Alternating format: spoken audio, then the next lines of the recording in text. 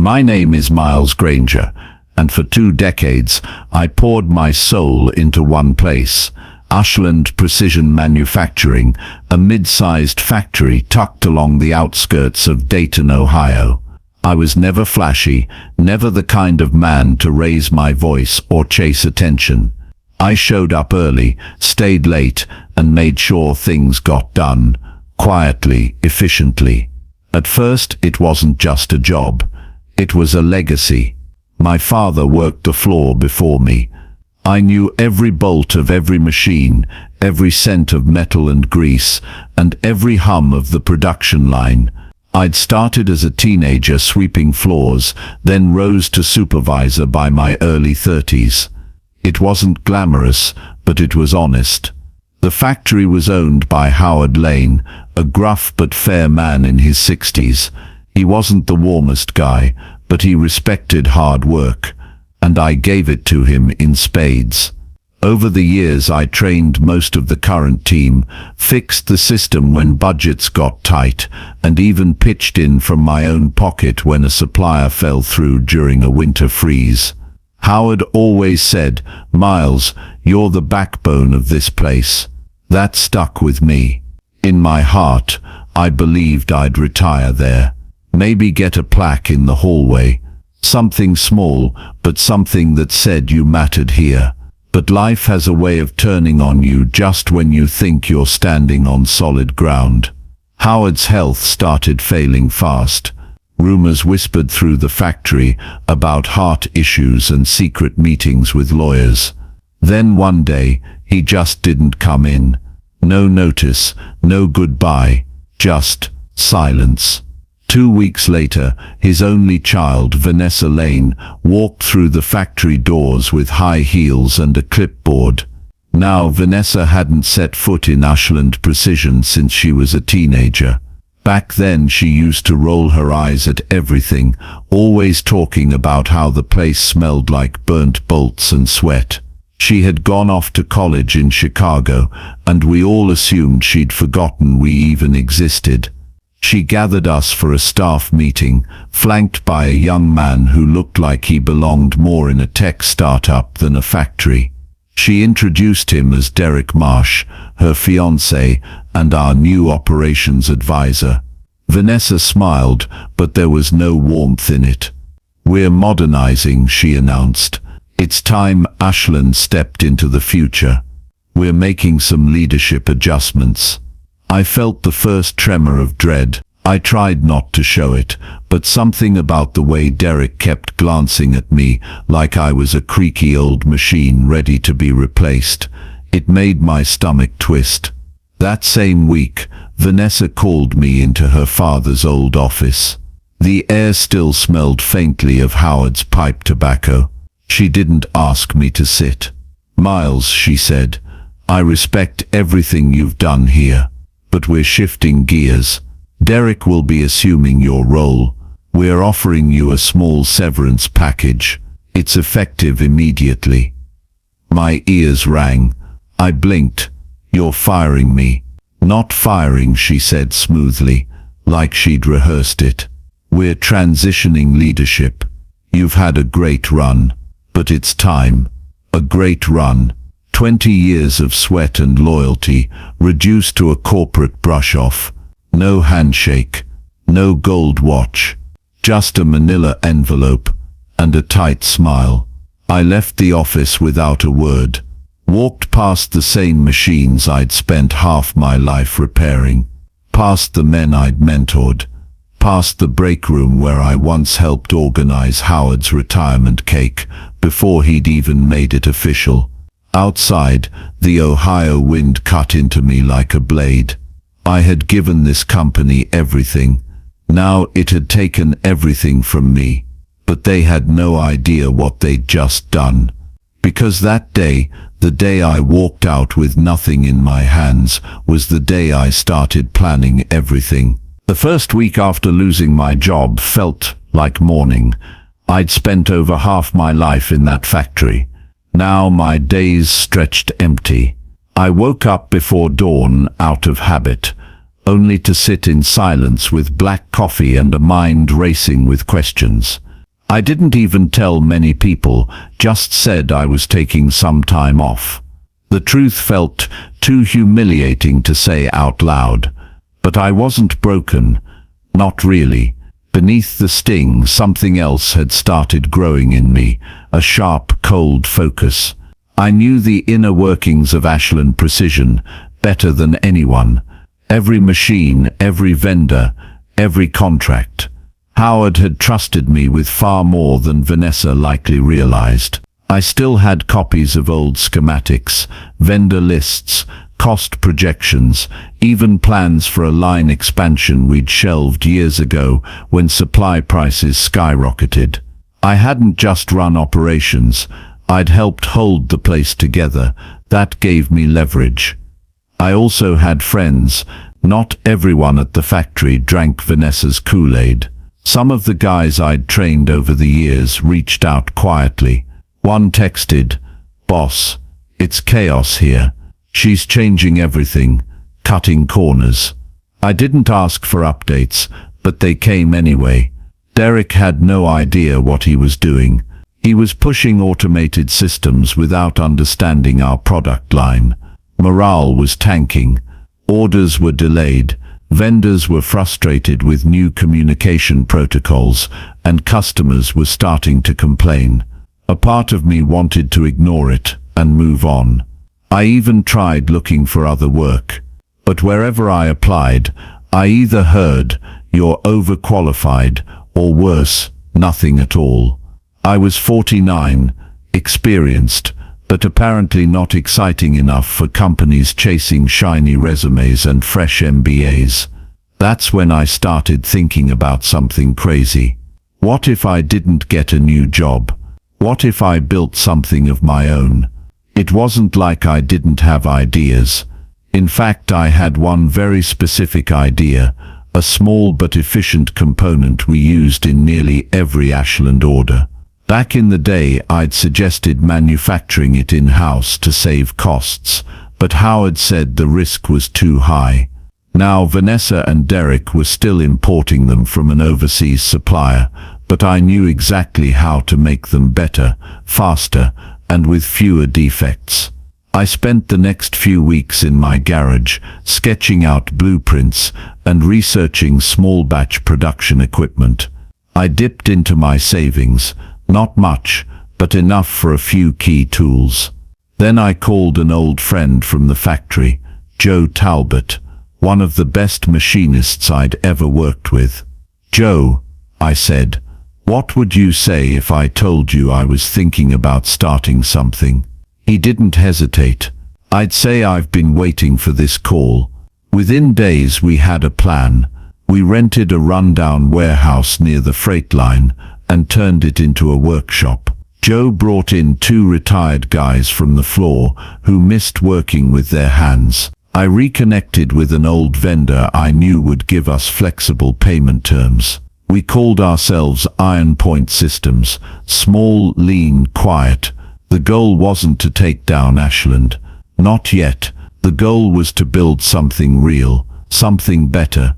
We started producing the part I had designed years ago, tested it thoroughly, and offered it to 2 regional manufacturers at a lower rate than Ashland's supplier.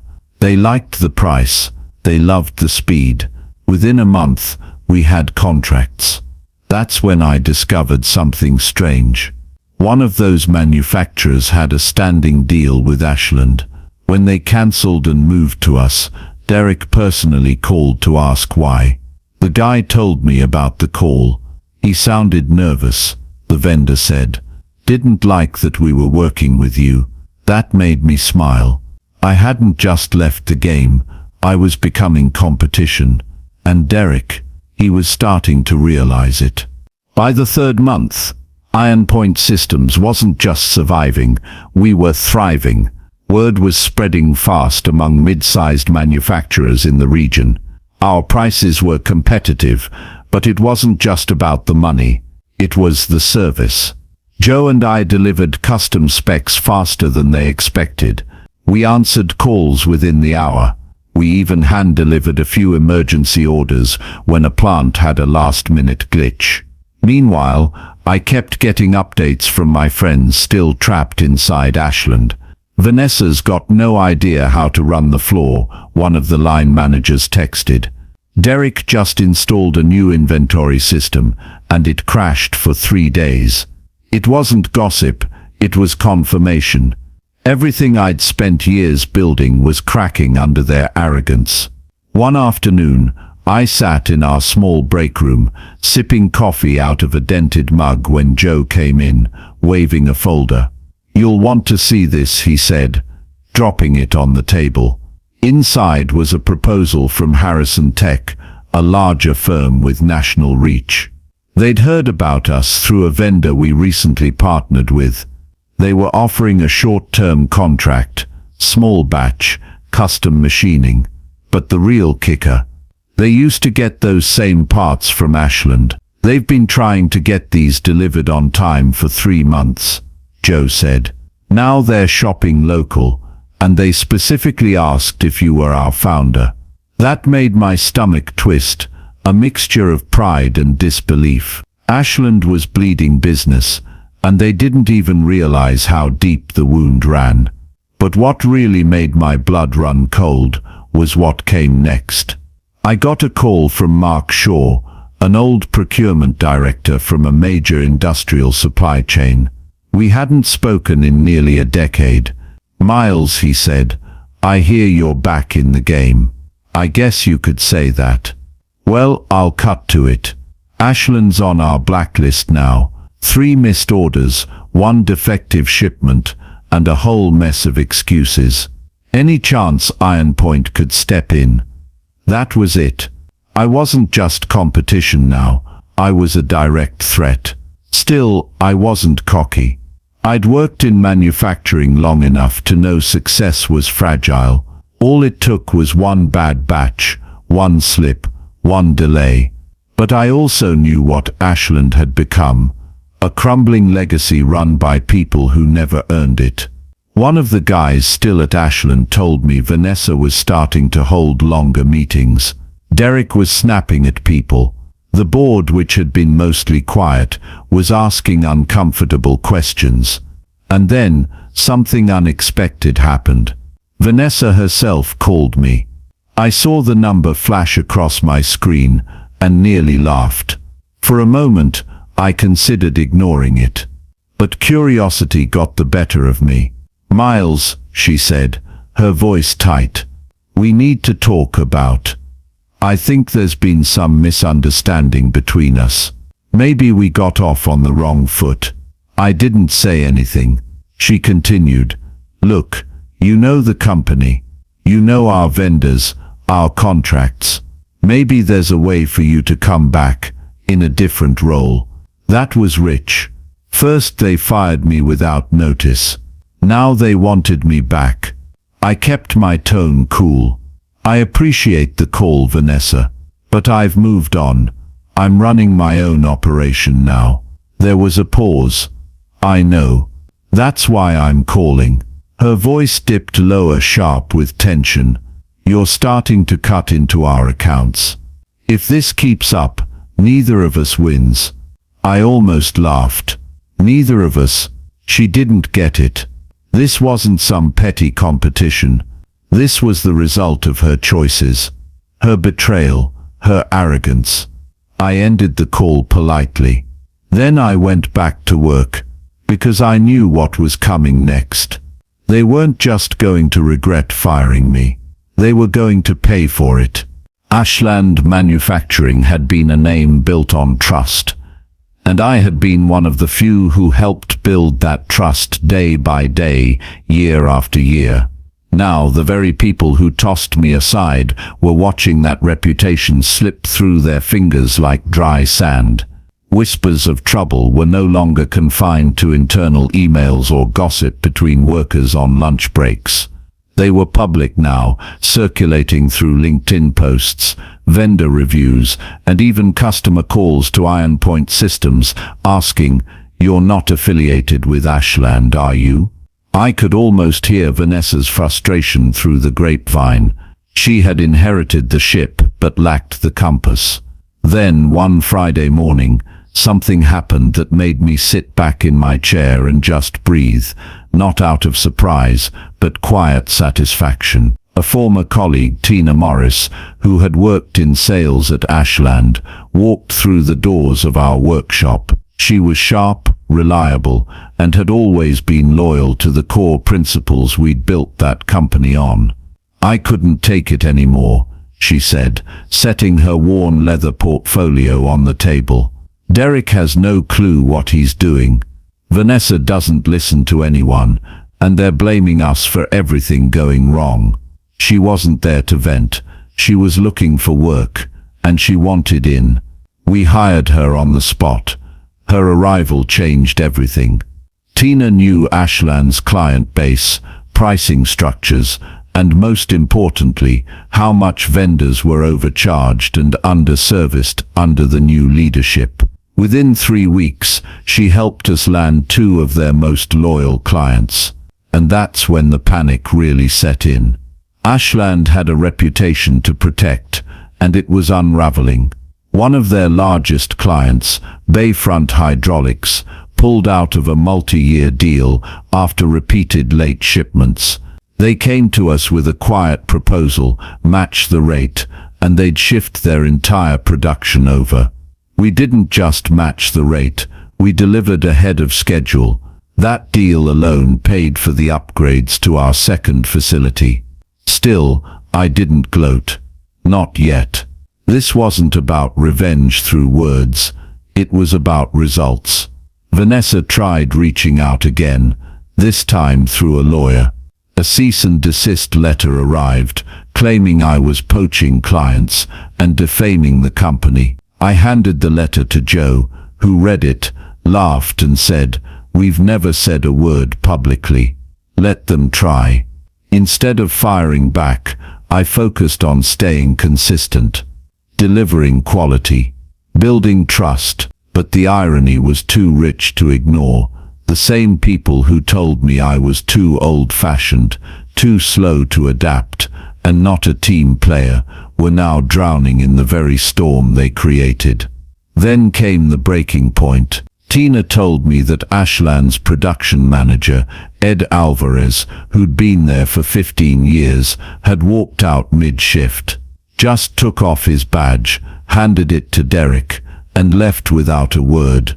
They were bleeding internally, and the board, finally awake from its slumber, began investigating. I didn't need to lift a finger. They were doing the damage themselves. Still, I kept building quietly, carefully, because I knew this story wasn't done yet. The real revenge was still coming. The winter that followed was brutal, not just in temperature, but in everything it exposed. Ashland Manufacturing had once been a beacon in our region. Now it was dimming. I'd wake up to messages from old colleagues, vendors, and even ex-clients saying the same things. They've lost their touch. I don't recognize the place anymore. They should have let you stay. I didn't reply to most of them. I didn't need applause or pity. I just kept showing up. Early mornings at the shop, reviewing new contracts, building Iron Point into the company I'd always dreamed of running. But the past has a funny way of trying to pull you back in. It started with a letter, handwritten, sent to my home, not the office. The envelope had no return address. I opened it, expecting some sort of legal notice, or maybe a passive-aggressive jab from Vanessa's circle. Instead, it was from Franklin Abbott, one of the original founders of Ashland, now retired, but still a shareholder. His words were surprisingly humble. "Ethan, I've been watching from afar. I know what they did. I know how wrong it was. I want to talk, not as a formality, but man to man. I owe you that much." I sat with the letter for a while. Franklin had always been fair. He was never flashy like Vanessa, nor power-hungry like Derek. He believed in craft, in people. We met 2 days later at a small diner on the edge of town. He looked older, thinner, but his handshake was firm, and his eyes still carried that clarity that only comes from building something from scratch. "I'm sorry," he said, before even sitting down. "I should have fought harder when they started turning the company into something it was never meant to be." I didn't say much, just let him speak. He told me the board was in disarray. Lawsuits were piling up. Employees were fleeing faster than they could be replaced. They thought they were upgrading, he said, his voice tinged with regret. But they replaced legacy with ego. And now they're realizing it doesn't scale. He looked at me and asked, "If they wanted to fix this, would you even consider coming back?" I chuckled. "Franklin, that ship didn't just sail, it burned down on the way out." He nodded slowly. "I figured, just thought I'd ask." Before we left, he said one more thing that stuck with me. "You were always the soul of that place. They can try to replace the body, but without the soul, it's just a shell." I left that diner with a strange mix of emotions, sadness, nostalgia, even a touch of pride. They didn't just lose a manager, they lost what made Ashland Ashland. It started with whispers, then headlines. Ashland Manufacturing misses quarterly targets. Again. Key accounts jump ship amid internal turmoil. Layoffs hit Midwestern plant as CEO faces backlash. Each headline hit like a drumbeat in the distance. Not loud enough to shake the world, but steady, predictable, foretold. I watched it unfold from my office at Iron Point. At first I didn't gloat. I didn't feel giddy, but I won't lie. I felt validated. That maybe, just maybe, the universe does keep score. The man they called a dinosaur, too loyal, too ethical, too invested, was now running a thriving company. And the two who had ousted me, they were publicly unraveling. Clients I'd once served under Ashland's banner were now calling me directly. "Ethan, we always trusted you, not the name on the door. We heard you started your own thing. Let's talk." Every deal that came in was like another brick, laid in the monument to their failure. One particularly poetic moment came when Rothwell Tools, a major client I had personally brought to Ashland years ago, announced their switch to Iron Point. It made industry news. Vanessa and Derek must have read that headline the same way I once read her termination email, with a tightening chest and a sinking stomach. But poetic justice wasn't done yet. One of Iron Point's new junior engineers, a bright, hungry kid named Matt, had previously interned at Ashland. He came into my office one day, hesitant, but clearly holding something back. "Mr. Rowe," he said, "I probably shouldn't say this, but things over there are bad, like really bad." I raised an eyebrow. "Internal memos. Financial mismanagement. Derek made some terrible calls on material sourcing. They're behind on payroll. Vanessa's been dodging suppliers. There's even talk that the board might force them both out." That last part caught my attention. A forced exit. Now that would be fitting. But even still, I didn't make a move. I let their own incompetence be their undoing. Because sometimes revenge doesn't require a strike. Sometimes the sweetest revenge is silence while your enemies set fire to their own kingdom. Still, the next piece that fell into place felt like fate. A reporter from a regional business magazine reached out for an interview. They wanted to run a profile on the comeback of the year, the man who was fired after 2 decades only to build a rising competitor within 12 months. I agreed, and when the article ran with the headline, "From Exile to Empire, How Ethan Rowe Outbuilt Ashland," the phone at Iron Point rang non-stop for a week. The article spread like wildfire. Emails poured in. Old clients, former colleagues, even rivals who had once dismissed me. But one message stood out. Not because of what it said, but who sent it. Subject: coffee. Vanessa. I stared at the screen, half expecting it to be a prank. But no. It was from her real work address, now listed under a downgraded domain, not the sleek corporate one I remembered. Her message was short and vague. Ethan, I know things ended badly between us, but I think we should talk. If you're open to it, let me buy you a coffee this week. I sat still for a long time. What could she possibly want? An apology? Doubtful. A job? Unthinkable. Closure? Maybe. Or maybe she just couldn't stand the thought of me thriving while she was crumbling. I didn't respond immediately. But curiosity has a way of gnawing at the back of the mind. So I agreed, under one condition. You can come to me, my office, Friday at 3. The day arrived. My assistant buzzed in. There's a Vanessa here to see you. I stood by the window, arms folded as she entered. She looked different. The polish was still there, tailored blazer, carefully done hair, but the glow was gone. Her eyes held the weary look of someone who had been fighting fires in a storm she created. Ethan, she said, offering a polite smile. I didn't return it. Vanessa. She sat across from me, folding her hands. There was an uncomfortable silence before she finally spoke. I just wanted to say, you were right. That surprised me. About a lot of things, she continued. About Derek. About rushing into leadership. About loyalty. I underestimated it. I waited, let her stew in the silence. She shifted. Ashland's board is not happy. Numbers are down. We lost Rothwell, and now we're about to lose Pendrix. Derek made some risky calls.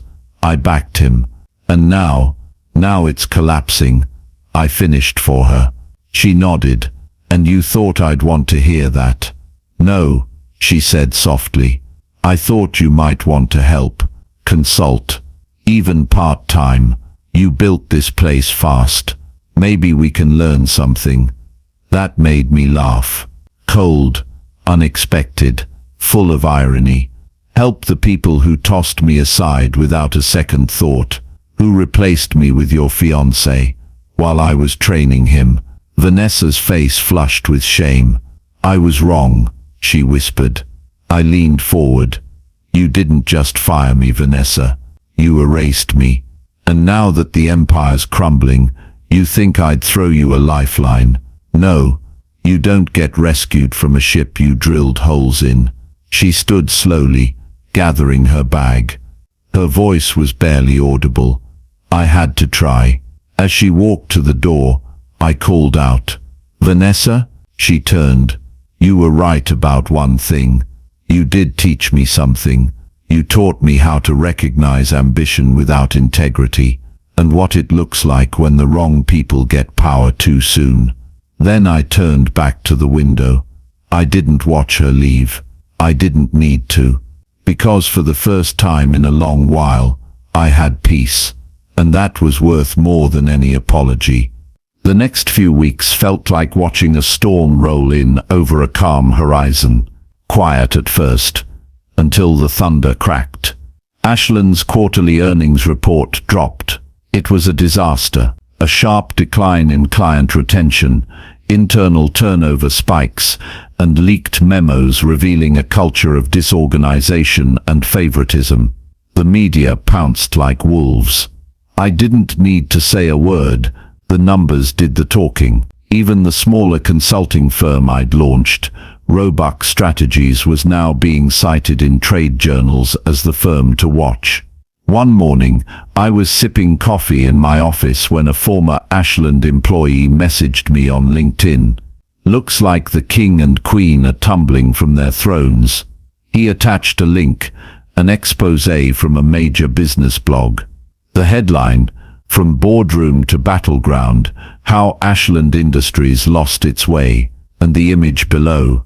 Vanessa and Derek mid-conference, caught in a moment of awkward tension. The article detailed everything: the crumbling culture, the hasty leadership shifts, the exodus of loyal staff, and the string of lost contracts that followed Derek's promotions. Worse yet for them, internal emails had surfaced, Derek calling former employees dead weight and mocking long-time clients. The backlash was immediate. Clients left. Investors pulled out. Ashland's board launched an internal investigation, and then came the final blow. I bought out their largest regional competitor. It wasn't a move I'd planned out of vengeance, but when the opportunity came knocking, I answered. With Roebuck's reputation rising and Ashland flailing, we were now positioned to absorb many of the clients they had lost. The phone rang again. It was Richard Harverson, an investor I once pitched to back at Ashland, who had politely passed. "Ethan," he said, "I've been watching. You've built something special, something lean, ethical, and client first. If you're looking for growth capital, I'd like to talk." Funny how rejection circles back around. After we hung up, I leaned back and looked out over the city skyline. The skyline I once felt so small against, the very towers where they shut me out now gleamed under a new sun, one where I stood taller. Ashland wasn't dead yet, but the foundation was cracked, and the termites were visible now. I didn't need revenge through lawsuits or public statements. They were imploding from within, and all I had to do was keep growing. Weeks passed, then a month, and then, without warning, I got the email. Subject line: coffee. It was from Vanessa. 3 letters. No explanation, just a question that carried years of tension, betrayal, and oddly, curiosity. I stared at the screen for a long time before replying. "Sure, your call." She chose a quiet cafe downtown, the kind of place executives go to pretend they're just regular people. I arrived early, out of habit. She was 10 minutes late, just like always. When she walked in, I barely recognized her. Gone was the sharp power suit, the heels that echoed with authority. Vanessa looked tired, worn down in a way no brand of lipstick could mask. She sat across from me, folding her hands on the table like she had rehearsed the gesture in front of a mirror. "I suppose congratulations are in order," she said softly. I didn't gloat. I didn't smile. I simply nodded. "Thank you." She looked down. "Ashland is being dismantled. The board forced us both to resign last week. Derek's already packed up. I stayed behind to clean up the mess." A flicker of the old Vanessa tried to emerge, that composed woman who once gave me orders without blinking. But the edge was gone. "I'm not here to gloat," I told her. "You made your decisions. I made mine." Her eyes welled for a brief second before she looked away. "I shouldn't have let him push you out. You were the backbone of that company. We both know it." That silence between us stretched out like a canyon. Then she asked the one question I never expected. "Would you consider coming back? Not to Ashland, that's over, but something new. You and me, partners, rebuild something the right way." I paused, not out of temptation, but reflection. All the years I had given, all the nights I worked overtime, the loyalty, the patience, the silent compromises. And this was how they saw me. As a second choice only when they had no other cards left. I met her gaze. "No," I said, steady and clear. "That chapter is closed. I didn't spend the last year proving myself to crawl back into a past that didn't value me." Vanessa nodded slowly. There was no anger, only acceptance. Maybe, in that moment, she finally understood what she had thrown away. We parted without another word. As I stepped back into the city street, I felt something lift, like I had finally dropped the last brick I'd been carrying on my back. Not revenge by fire, not payback through chaos, just closure, and it was enough. 6 months after that quiet cafe meeting, life looked different. Roebuck Strategies had grown into something far beyond what I imagined. We had opened offices in Denver and Seattle, secured major clients in tech, energy, and retail, and built a culture that actually valued its people. Every Friday, I made it a point to personally check in with my team. No layers of management, no gatekeeping, just me asking, "How are you doing? What do you need?" Because I remembered what it felt like to be overlooked, to be disposable. Not here, not under my watch. At our new downtown office in Portland, we had just signed a major deal with a Fortune 500 logistics company. It was the kind of contract that would have made Ashland executives salivate. Now, Ashland Industries was nothing more than a cautionary tale in business schools. Mismanagement, nepotism, arrogance.